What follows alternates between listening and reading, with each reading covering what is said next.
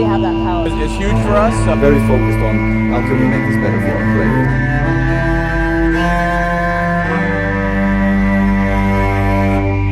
Hey folks, Ben Gilbert here with Engadget, and we've got Joystick's own reviews editor, Richard Mitchell. Hi, how you doing?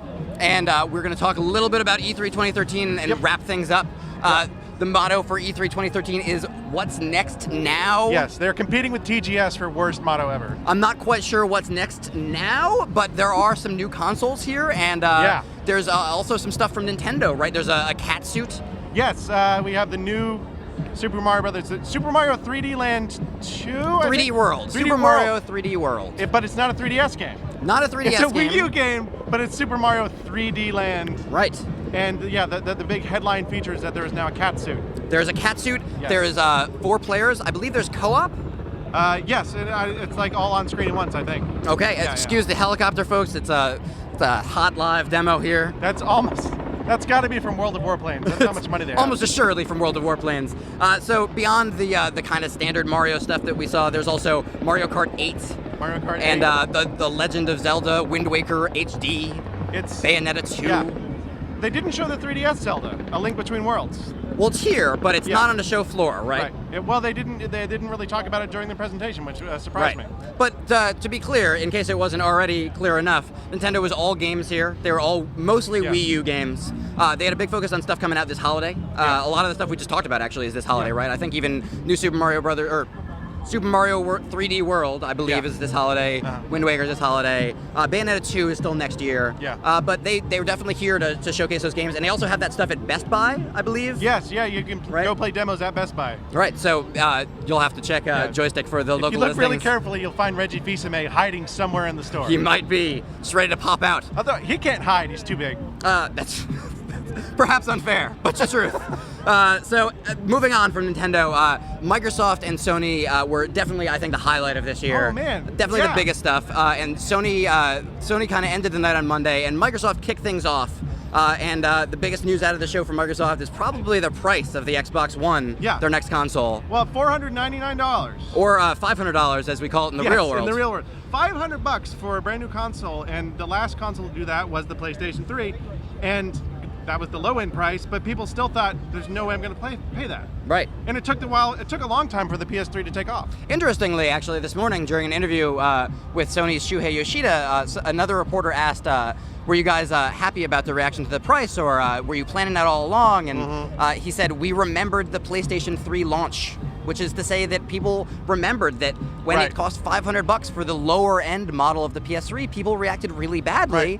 Not a surprise that they acted really badly, and they really targeted that $400 price point this year with the PlayStation 4. Of course, I mean, the Xbox One does have the Kinect bundled in, and some of that price has got to be there. It's absolutely there, I'm sure, yeah. The PlayStation 4, the new PSI, which is sort of Kinect-like, does not come with the PlayStation 4, so, I mean, but still, I mean, that's sticker shock. I mean, you could hear it in the crowd, just gasps. Yeah, Mark Rain of Epic Games was sitting in front of me during the Xbox press conference, and he, just like everyone else in the crowd, went, oh, and he's a very rich man, so that should tell you something. And watch your toes, folks. Ben Gilbert dropping names. Dropping names. Mark Rain, Shuhei Yoshida.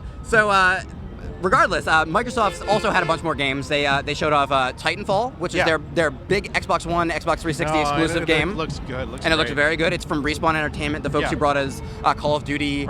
Maybe not under that name, Respawn Entertainment, but it's the same folks. Right. Yeah. Who brought those games over. The creators of that series, and it looks really nice. It's like Call of Duty, kind of with mechs, and it has a lot of nifty traversal ideas. Lots of great stuff happening. Very multiplayer focused. Yeah.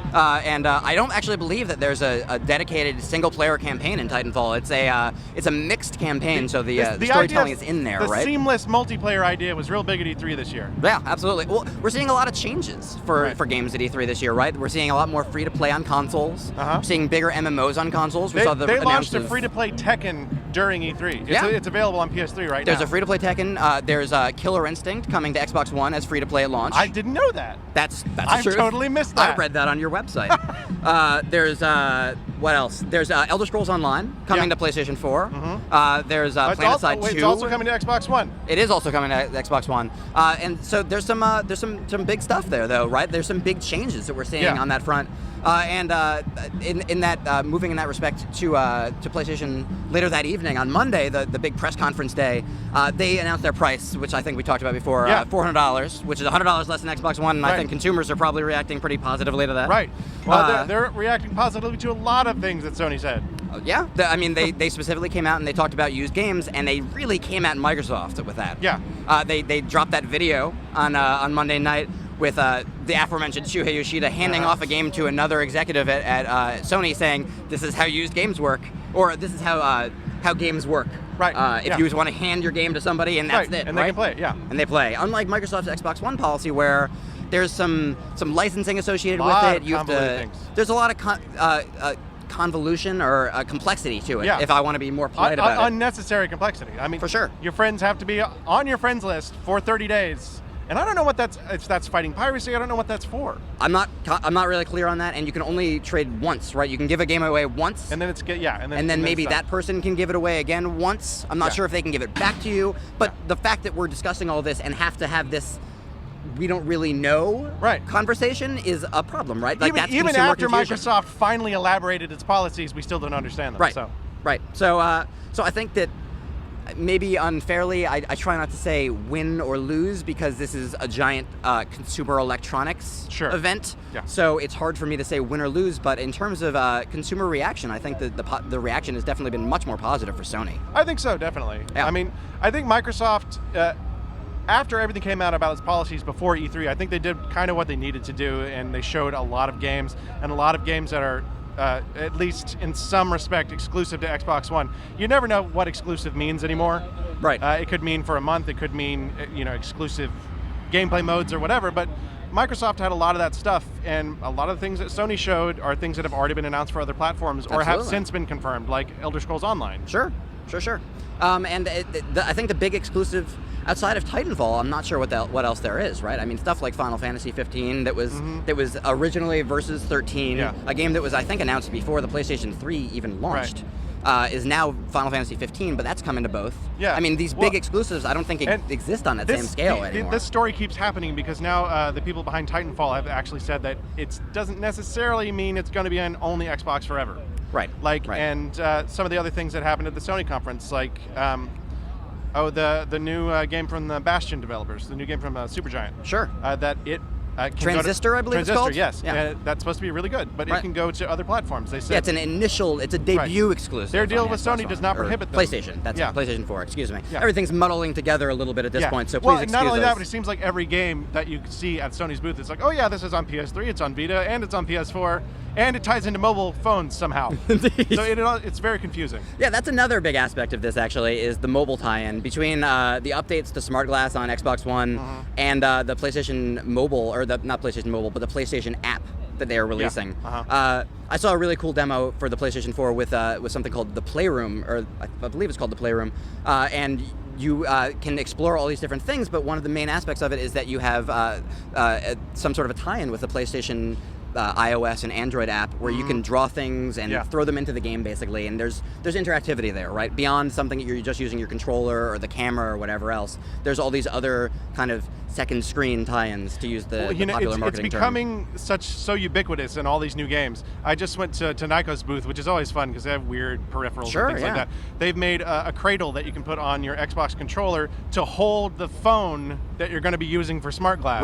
Right. So it looks like a little handheld console all of a sudden, but so you can play your games and you can check your phone stuff, Smart Glass stuff, all at once without having to pick it up off the table or whatever. Right.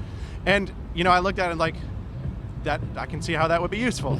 It's absolutely something that makes sense and scares me about the future at all at once. And another thing that is terrifying about the future is the Oculus Rift headset, which is very much here, the HD version, which is updated. There's also Eve VR here, which is the game from the folks who make Eve Online, thus Eve VR. Right. It's a 6-person multiplayer space combat game where you're inside of a spaceship and you can turn your head and look around the cockpit. Oh my gosh. And you're shooting and you can lock on missiles with using your view while you're flying straight forward. And it's really the first game that we've gotten a chance to check out that is made for VR, right? Like it's very much made for the Oculus headset. Okay, so it was designed with the Oculus in mind. Absolutely. Okay. And the gameplay is it's the experience of playing that is so much more interesting as a result. I don't It's not know just if the EVE tech Online demos. players need to get more immersed. That's perhaps a fair thing to say, given the extremity that niche of folks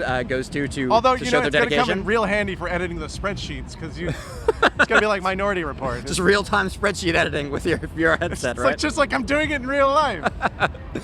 So that's really neat, and I think that stuff is, to me, like, it's so hard to not see that as the next generation over the console stuff. Well, you this know? is the conversation I keep having with people. It's like, other than like the mobile integration and stuff like that, it's like graphics alone, that's not really an innovation anymore. It's like more powerful systems. It's hard to tell how that makes things more innovative. Absolutely. But like yeah. VR, that's an obvious innovation. That's an obvious next step.